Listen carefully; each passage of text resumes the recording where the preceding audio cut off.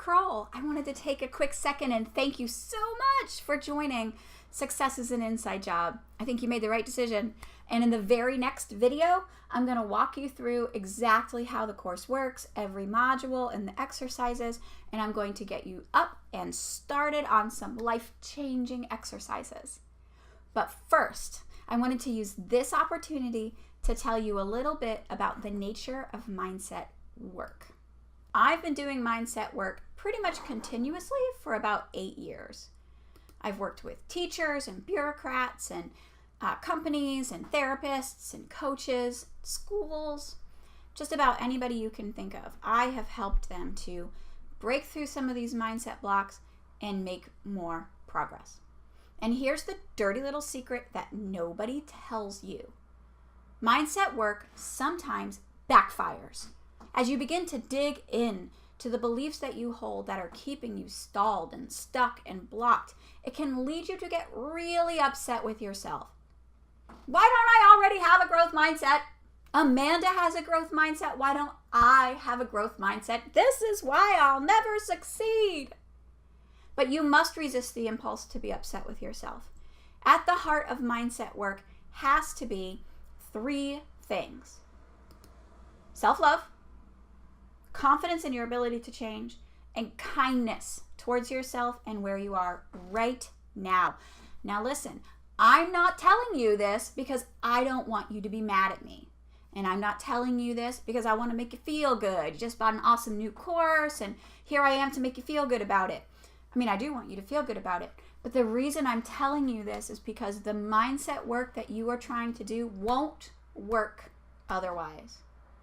Mindset realignment work has to be the sort of merry work of finding, strengthening, and seeking out darkness, where something is being based in fear, right? You're acting from a place of fear, shining a light of understanding and compassion into that place, and then moving gently through it, all while being really, really grateful for where you currently are.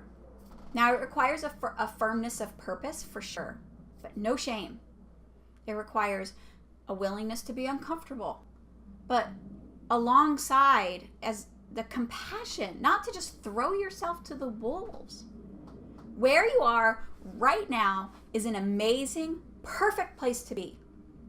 I challenge you to be grateful for every defense mechanism, chip on your shoulder, mother issue, and bad habit you got, because they got you right here, right now, ready to do the work of examining and dismantling parts of your mindset that are keeping you out of the game. Because only when you are grateful and feeling understood and valued by yourself, only when you know that you understand and value yourself, can you truly hear what you need to say to yourself. Now, I want you to think for a second of a child who was caught drawing on the walls with a pack of brand new Sharpies. And she basically knows that she should not have drawn on the walls, right? But she was just so excited with these Sharpies and so many colors. And you come in with your guns blazing, whipping out the shame, telling her all about how she's wrong and she knows it. Now that child will be awash in cortisol, which heightens attention in the brain to the danger in the situation. Shines almost like a spotlight on that piece of the situation, the danger, the badness, and it blinds the child to the rest of the story. And there's more to that story. This story is about, wow, you are such a great artist and you have so much passion. These colors and the lines and the shapes, and I admire your artistry. Now listen, we only have a few walls, and if you write on them with Sharpies, which can't be washed off, the walls will be ruined. And I'll have a ton of work to do to get it back to normal. And frankly, small child, I'm already super maxed out and tired, and I need you to understand that art has to happen in art places, right? That is the truest, broadest understanding of the truth, not you don't care about how much work I have to do, and you make terrible decisions, and you should never be allowed to have Sharpies ever again, right? Now listen to me when I say this to you.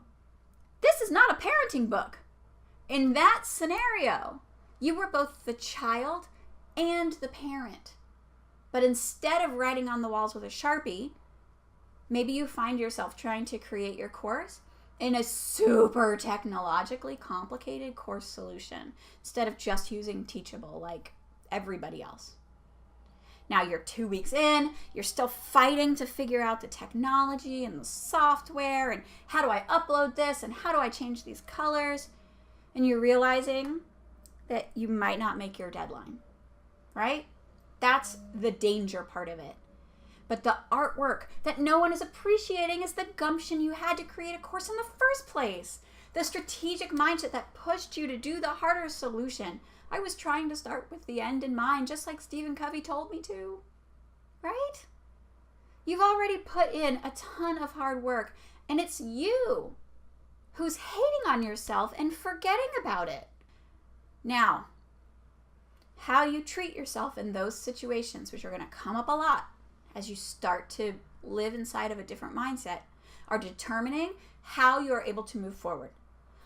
Are you going to create an epic shame spiral, or are you going to allow yourself to see the truly well-rounded picture that acknowledges the conundrum for sure, while also expressing mad, crazy self-love and protective mama bear kindness?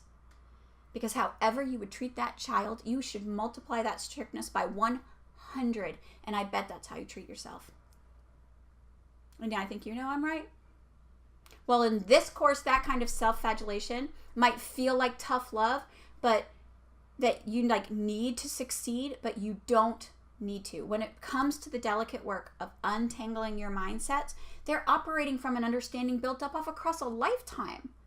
And the responses that you have are rational and reasonable, and you choose to change them, but you're going to have to coax that truth out into the light and gently explore a new way of being. And this is going to require 2 things.